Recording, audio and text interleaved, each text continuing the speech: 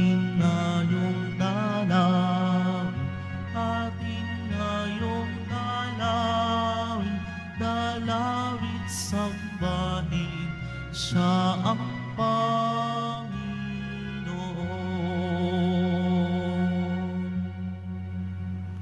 Sa ngalan ng Ama at ng Anak at ng Espiritu Santo, Amen. sumainyo ang Panginoon. At sumaiyo rin. Mga kapatid, aminin natin ang ating mga kasalanan upang tayo ay maging marapat gumanap sa banal na pagdiriwang.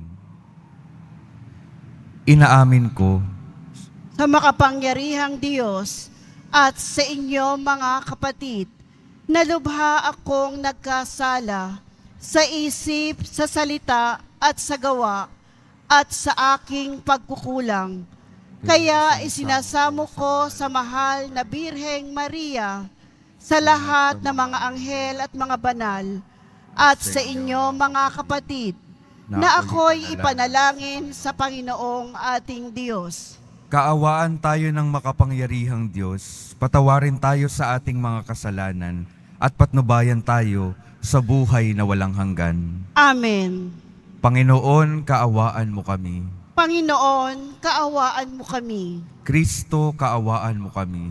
Kristo, kaawaan mo kami. Panginoon, kaawaan mo kami. Panginoon, kaawaan mo kami. Manalangin tayo.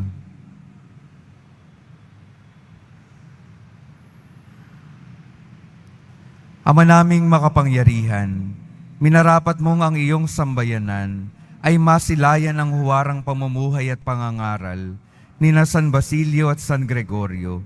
Ipagkaloob mo sa aming kapakumbabaan ang iyong katotohanang maaasahan ay aming matutuhan at sa aming pag-ibig, ito ay tapat naming magampanan sa pamamagitan ni Hesukristo kasama ng Espiritu Santo magpas sa walang hanggan. Amen. Magsiupo muna ang lahat.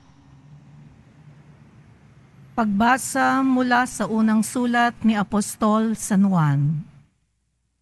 Minamahal kong mga kapatid, sino ang sinungaling? Hindi ba ang tumatangging si Jesus ang Kristo? Ito nga ang Antikristo, ang ayaw kumilala sa Ama at sa Anak. Ang di kumikilala sa Anak ay hindi rin kumikilala sa Ama. Kapag tinanggap ninuman ang Anak, pati ang Ama'y sasa Kanya. Pakaingatan ninyo ang inyong puso, ang narinig ninyo sa simula pa. Kung gawin ninyo ito, mananatili kayo sa Anak at sa Ama. At ito ang ipinangako sa atin ni Kristo, buhay na walang hanggan. Ang isinulat ko sa inyo ay tungkol sa mga nagnanasang magligaw sa inyo. Ang Espiritu'y ipinagkaloob na ni Kristo sa inyo, at habang siya'y nananatili sa inyo, hindi na kailangang turuan kayo ni numan. Ang Espiritu ang nagtuturo sa inyo sa lahat ng bagay, at totoo ang itinuturo niya, hindi kasinungalingan. At tulad ng itinuro ng Espiritu, manatili kayo kay Kristo.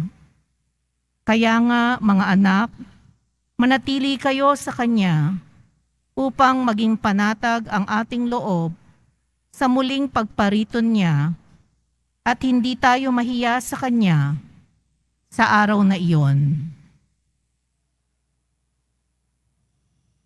Ang salita ng Diyos. Salamat sa Diyos. Kahit saay mamamalas, tagumpay ng nagliligtas. Kahit saay namamalas, tagumpay ng nagliligtas. Umawit ng bagong awit at sa poon ay ialay, pagkat yaong ginawa niya ay kahanga-hangang tunay. Sa sariling lakas niya at taglay na kabanalan, walang hirap na natamo, yaong hangad na tagumpay. Kahit saay namamalas, tagumpay ng nagliligtas. Ang tagumpay niyang ito, siya na rin ang naghayag. Sa harap ng mga bansay, nahayag ang pagliligtas. Ang pangako sa Israel, lubos niyang tinutupad. Kahit saay namamalas, tagumpay ng nagliligtas. Tapat siya sa kanila at ang pag-ibig ay wagas. Ang tagumpay ng ating Diyos, kahit saan ay namalas. Magkaingay na may galak, yaong lahat sa daigdig. Ang poon ay buong galak, na purihin sa pag-awit. Kahit saay namamalas, tagumpay ng nagliligtas. Magsitayo na po ang lahat.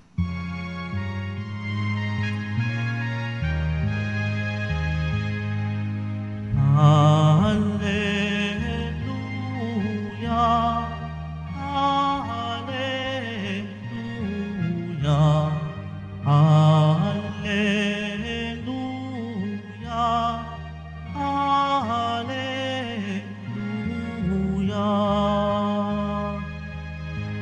Nung dati mga propeta, ngayon na may anak niya, ang sugo ng Diyos na Ama. Hallelujah, Hallelujah, Hallelujah, Hallelujah.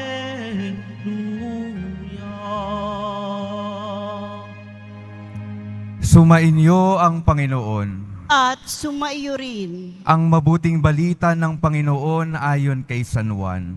Papuri sa iyo, Panginoon. Nang suguin ng mga Hudyo sa Jerusalem ang ilang saserdote at levita upang itanong kung sino siya, sinabi ni Juan ang katotohanan. Sinabi niyang hindi siya ang Mesiyas. Kung gayoy sino ka, tanong nila. Ikaw ba si Elias? Hindi po, tugon niya. Ikaw ba ang propetang hinihintay namin? Sumagot siya, hindi po. Sino ka kung gayon? Tinanong nila uli. Sabihin mo sa amin para masabi namin sa mga nagsugo sa amin, ano ang masasabi mo tungkol sa iyong sarili? Sumagot si Juan, ako ang tinig ng isang sumisigaw sa ilang, tuwirin ninyo ang daraanan ng Panginoon. Ang propeta Isaías ang may sabi nito. Ang mga nagtanong ay sugo ng mga Pariseyo. Muli nilang tinanong si Juan, bakit ka nagbibinyag? Hindi pala naman ikaw ang Mesiyas, ni si Elias, ni ang propeta. Sumagot siya, ako'y nagbibinyag sa tubig, ngunit nasa gitna ninyo ang isang hindi ninyo nakikilala. Siya ang susunod sa akin, subalit hindi ako karapat-dapat magkalagman lang ng tali ng kanyang panyapak. Ito'y nangyari sa Betanya, sa ibayo ng Jordan, na pinagbibinyagan ni Juan. Ang mabuting balita ng Panginoon. Pinupuri ka namin, Panginoong Hesukristo. Magsiupo muna tayong lahat. Magandang umaga po mga minamahal kong mga kapatid na naririto at kasama natin online. Good morning po. Sa ating mga pagbasa po, ang isa sa mga ipinapahayag sa atin, itinuturo sa atin, ay kung paano ba mapapanatag yung ating kalooban. Sabi sa unang pagbasa, mapapanatag lamang ang ating mga buhay kapag tayo ay nananatili sa ating Panginoon. Kapag yung buhay natin ay nananatili sa piling ng Diyos, tunay na kapayapaan ay matatagpuan lamang sa piling ng ating mahal na poong Jesus Nazareno. Alam po natin sa buhay natin, nakakaramdam tayo ng kapayapaan kapag kasama natin yung mga minamahal natin, mga pamilya, mga asawa, mga boyfriend o kaya girlfriend, mga kaibigan. Pero sasabihin ko po sa inyo, yung mga tao sa mundong ito, yung nakukuhaan natin ng kapayapaan kapag tayo ay nasa presensya nila, mawawala din po iyan. lilipas din yung kanilang mga panahon. At ano lang yung mananatili na magbibigay ng kapayapaan sa simula hanggang sa dulo ng ating mga buhay. Walang iba kung hindi ang Poong Jesus Nazareno. Kaya ang unang imbitasyon po, napakagandang imbitasyon sa pasimulan ng taon. Palagi tayong manatili sa piling ng ating Poong Jesus Nazareno para manatili yung kapayapaan sa ating mga buhay, anuman yung mangyari sa ating mundo. Sinasabi po sa atin na yung kapayapaan naman po na ibinibigay ng Diyos, hindi ibig sabihin noon mawawala na yung mga problema ng ating mga buhay. Hindi ibig sabihin na binibigyan tayo ng kapayapaan ng Panginoon, mawawala na yung ating mga suliranin, mga pagsubok. Ang kapayapaan po na binibigay ng Diyos ay yung kanyang presensya, na kahit anong suliranin, problema, pagsubok na dumaan, meron tayong kasama na hindi tayo iiwan. Meron tayong kasama na sasamahan tayo na mapagtagumpayan yung ating mga pinagdadaanan. Basta't kasama natin si Jesus, kakayanan natin anuman yung dumating sa ating mga buhay. Basta't kasama siya. Di ba ho, ganun din naman tayo sa ating mga kapamilya, mga kaibigan, kapag sinasamahan nila tayo sa anumang mga pinagdadaanan natin, mas gumagaan. At mas lalo na kung si Jesus Nazareno ang hinahayaan nating sumama sa ating mga buhay. Kaya mga kapatid, sa bawat araw ng taon, palagi tayong magpasama kay Jesus Nazareno upang patuloy na makaranas ng kapayapaan ng kalooban. Sa atin pong ebanghelyo, ang sinasabi naman po sa atin, may tanong kay Juan Bautista. Ang tanong po kay Juan Bautista, ikaw ba ang Mesiyas? Dahil sa kanyang impluensya, dahil sa kanyang mga nagagawa, inaakala na siya yung manunubos. Inaakala na siya yung Diyos na darating. Ito po ay malaking temptasyon din sa atin. Alam po natin sa maliit o malaking mga bagay, nagkakaroon din tayo ng impluensya sa ibang mga tao. At ano po yung temptasyon? Na isipin natin na tayo rin ay ang Diyos na. Tayo ay ang Diyos na. Ano pong ibig sabihin nito? Na ako na yung magde-decide kung ano yung tama at mali dahil marami namang nakikinig sa akin. Ako na ang magsasabi na tama ito, mali ito, makinig kayo para sa aking pangsariling interes. Malaki po yung temptasyon na ganoon kapag malaki na yung ating nagiging impluensya sa mundong ito. Na tayo na yung maging Diyos ng sarili nating buhay. Ano po yung nakakatakot kapag ganoon na yung ating pananaw sa buhay na ito? Isipin po ninyo, isipin ng lahat na may kanya-kanya silang mga pinaniniwalaang tama. Yung tama para sa iyo, maaaring mali para sa iba, pero sa kanya tama rin iyon. Ano pong mangyayari kapag marami tayong ibinibigay, ipinapahayag na sarili nating pananaw, magkakagulo po tayo. Kasi iba-iba yung ating mga pananaw.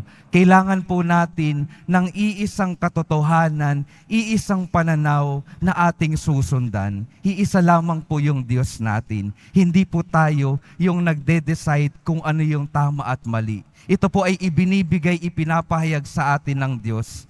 Nawa magkaroon tayo ng mapagkumbabang loob na tanggapin kung ano yung ipinapahayag ng Diyos na tama at mali. Tanggapin natin kung ano yung tama at mali na sinasabi ng kanyang mabuting balita at sundan natin ito. Huwag nating baliktarin. Huwag nating hayaan na yung sarili nating kagustuhan palagi ang masunod. Dahil hindi lahat ng kagustuhan natin makakabigay ng kabutihan sa lahat.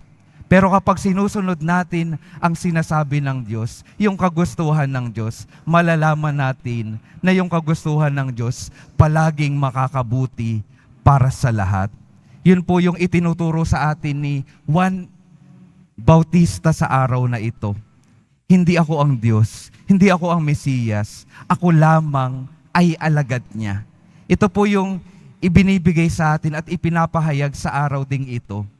Palagi nating tandaan kung sino tayo. Tayo po ay mga alagad lamang ng ating Panginoon. Hindi po tayo ang Panginoon. At bilang mga alagad ng Panginoon, binibigyan tayo ng halimbawa ni Juan Bautista, paano ba maging tunay na alagad ng Diyos? Paano maging tunay na alagad ng Diyos? Tumatawag sa mga tao na magbalik loob sa Diyos. Ano pa? Tumatawag sa mga tao para ituro kung sino ang Diyos, kung nasaan si Jesus Nazareno. Dahil nung panahon nila, hindi nila nakikilala si Jesus kahit nasa gitna na nila.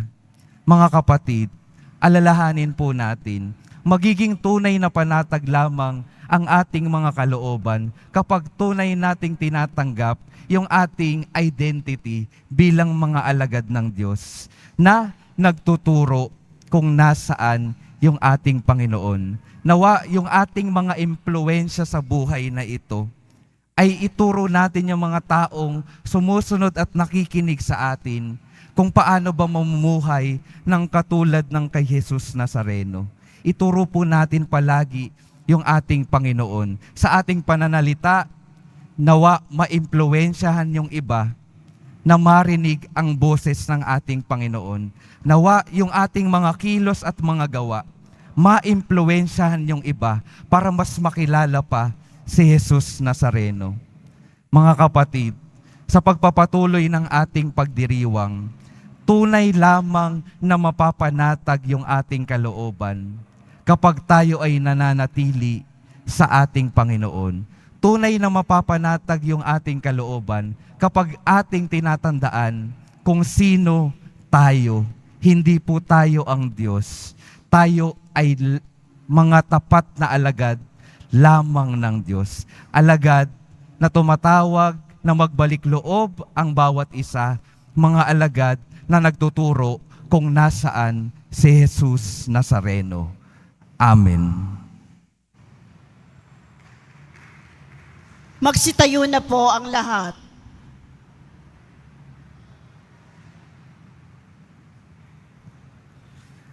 Minamahal kong mga kapatid, itinuring ni Juan Bautista ang kanyang sarili na hindi karapat-dapat sa tungkuling ipinagkatiwala sa kanya ng Diyos. Sa kabila nito, tinutupad niya ang kanyang misyon sa diwa ng paglilingkod at kababaang loob. Taglay ang ganitong diwa, lumapit tayo sa Ama upang tulungan niya tayo sa ating mga pangangailangan. Sa bawat panalangin ating sasabihin, Banal na Guro, lukuban nawa kami ng iyong Espiritu. Banal na Guro, lukuban nawa kami ng iyong Espiritu. Ang mga lingkod ng simbahan, naway tumupad sa kanilang tungkulin ng may pagpapakumbaba at kabutihang loob. Manalangin tayo. Banal na Guro, lukuban nawa kami ng iyong Espiritu. Ang mga may katungkulan sa pamahalaan, naway magtaglay ng tapat na hangaring kumilos para sa kapakanan ng lahat ng mamamayan at hanapin ang ikabubuti ng lahat sa halip na unahin ang pansarili nilang kapakanan. Manalangin tayo. Banal na Guro, lukuban nawa kami ng iyong Espiritu. Ang mga magulang at guro naway maging inspirasyon ng mga kabataan at mag-aaral at mahikayat sila sa pagtitiyaga at pagsisikap sa pag-aaral sa kabila ng kahirapan at pagkabigo. Manalangin tayo. Banal na Guro, lukuban nawa kami ng iyong Espiritu. Ang mga may sakit naway magkaroon ng kapanatagan ng loob sa pamamagitan ng ating pagmamahal at pangangalaga. Manalangin tayo. Banal na Guro, lukuban nawa kami ng iyong Espiritu.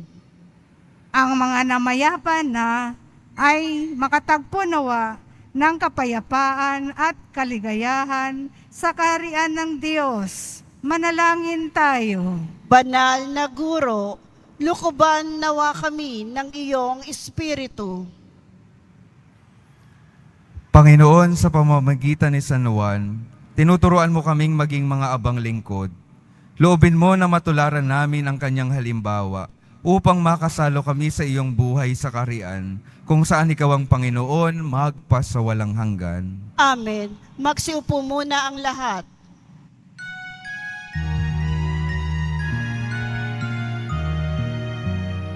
Ako ay isang batang pastol na patungo sa Belen.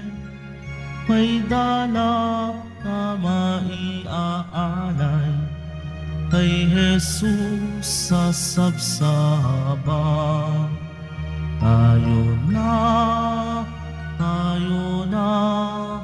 sa Belen tayo na sa Belen, at doon kay sarap paglawitan sa tabi ng sabsabat. Ako'y may dalang tinapay, alak na dulot ay lakas, sa amin ay magbibigay buhay, O Jesus na manliligtas. Tayo na, sa Belen tayo na sa Belen, at doon kay sarap pag-awitan sa tabi ng sabsaba. Magsitayo na po ang lahat. Manalangin kayo mga kapatid upang ang paghahain natin ay kalugdan ng Diyos Amang makapangyarihan. Tanggapin nawa ng Panginoon itong paghahain sa iyong mga kamay, sa kapurihan niya at karangalan, sa ating kapakinabangan at sa buong sambayanan niyang banal. Ama naming lumikha, ang paghahain namin ngayong sina San Basilio at San Gregorio ay kalugdan mo nawa at bilang tugon sa kanyang itinuturong kaalaman, ikaw ngayon ay aming pinupuri at pinasasalamatan sa pamamagitan ni Hesukristo kasama ng Espiritu Santo magpa sa walang hanggan. Amen. Sumainyo ang Panginoon. At sumaiyo rin. Itaas sa Diyos ang inyong puso at diwa. Itinaas na namin sa Panginoon. Pasalamatan natin ang Panginoong ating Diyos. Marapat na siya ay pasalamatan.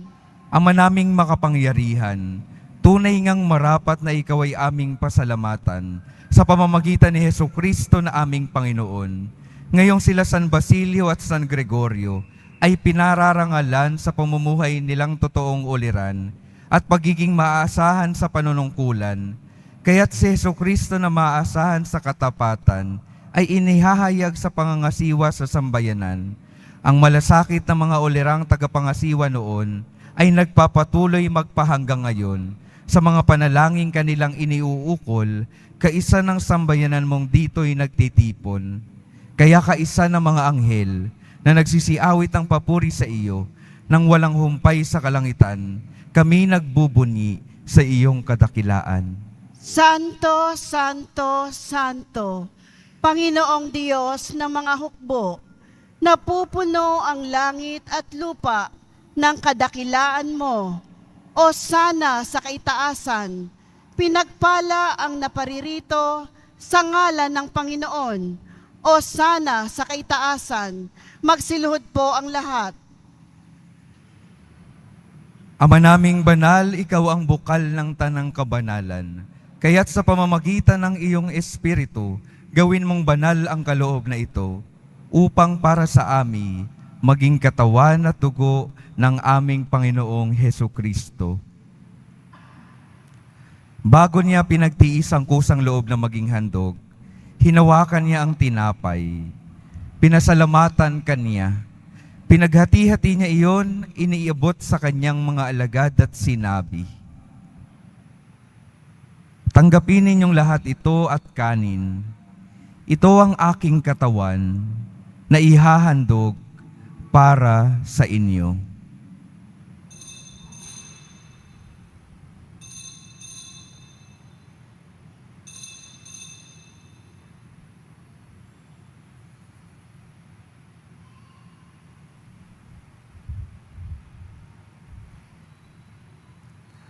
Gayon din naman nung matapos ang hapunan, hinawakan niya ang kalis, muli kanyang pinasalamatan. Iniabot niya ang kalis sa kanyang mga alagad at sinabi, "Tanggapin ninyong lahat ito at inumin. Ito ang kalis ng aking dugo, ng bago at walang hanggang tipan. Ang aking dugo na ibubuhos para sa inyo at para sa lahat, sa ikapagpapatawad ng mga kasalanan. Gawin ninyo ito sa pag-alala sa akin."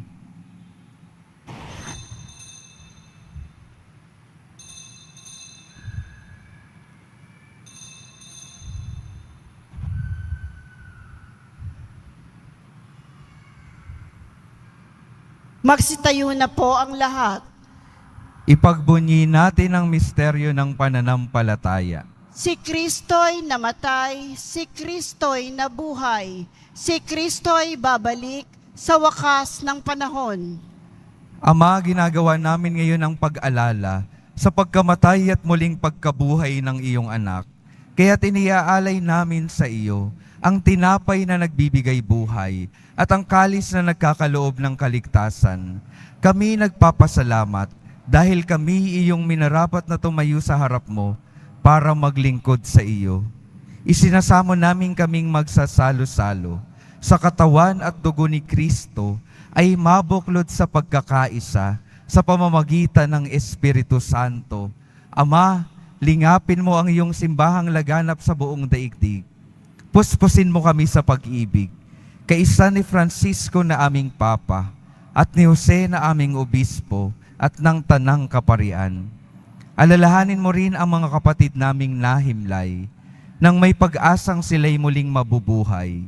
Gayon din ang lahat ng mga pumanaw. Kaawaan mo sila at patuloyin sa iyong kaliwanagan.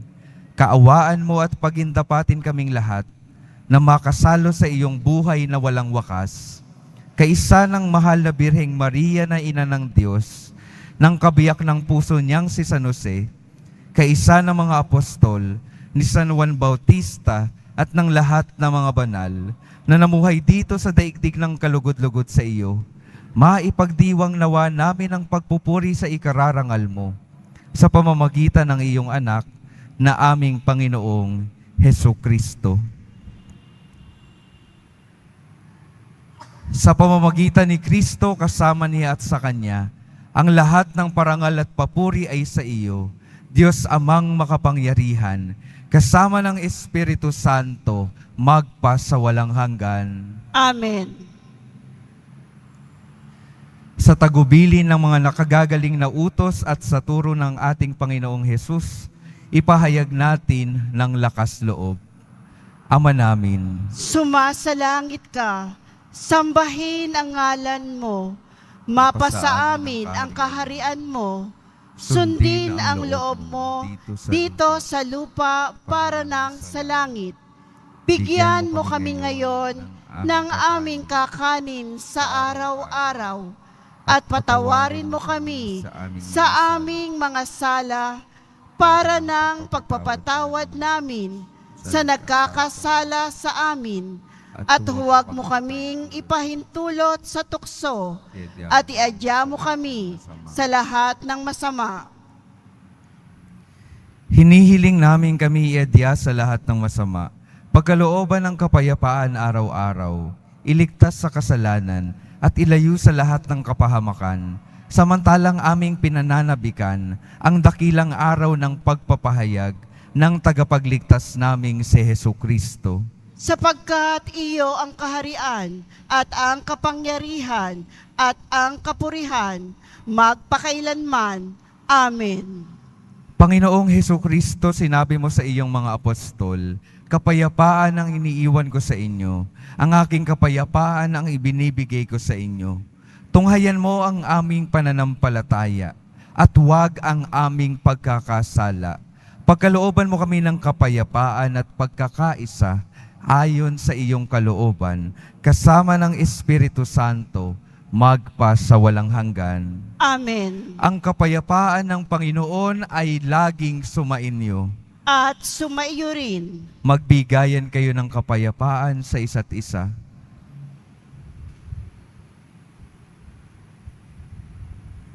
Kordero ng Diyos na nag-aalis ng mga kasalanan ng sanlibutan, maawa ka sa amin.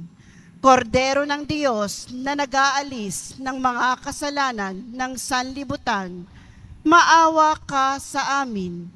Kordero ng Diyos na nag-aalis ng mga kasalanan ng sanlibutan, ipagkaloob mo sa amin ang kapayapaan. Magsiluhod po ang lahat.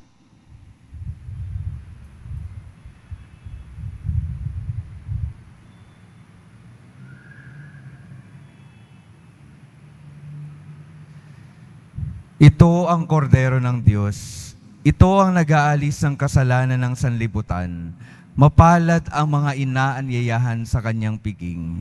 Panginoon, hindi ako karapat-dapat na magpatuloy sa iyo, ngunit sa isang salita mo lamang ay gagaling na ako.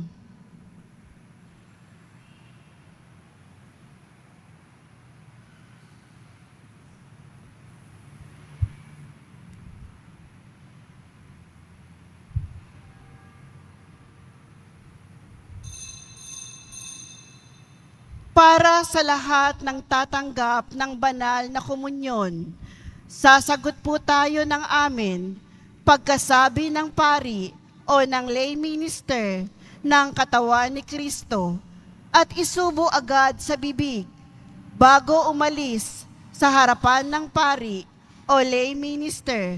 Sumunod po tayo. Maraming salamat po.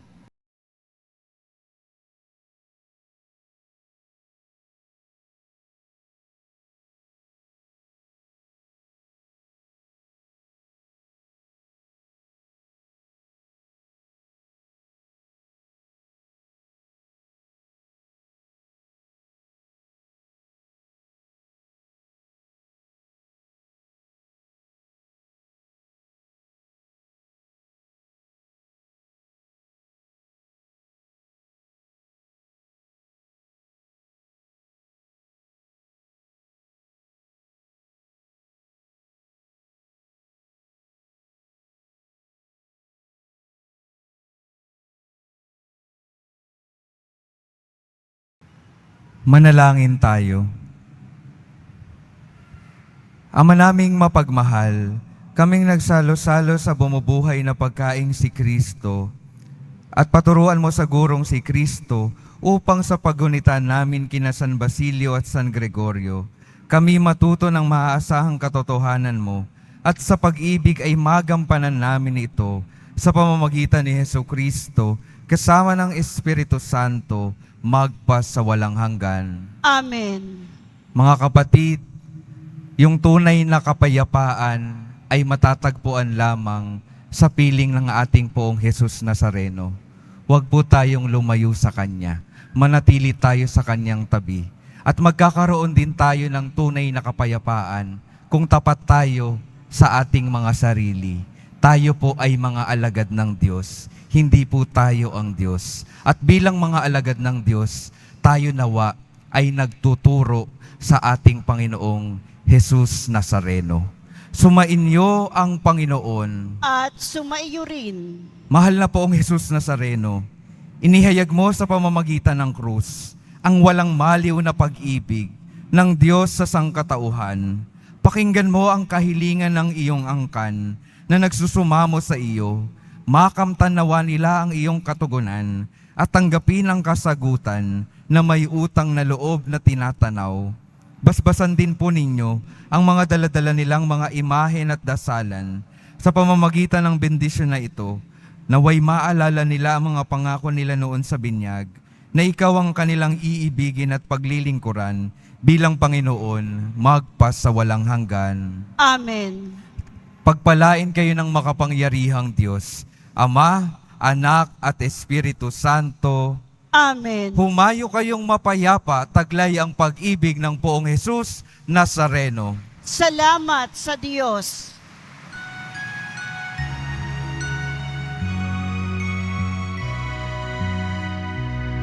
Nuestro Padre Jesús Nazareno, sinasamba namin.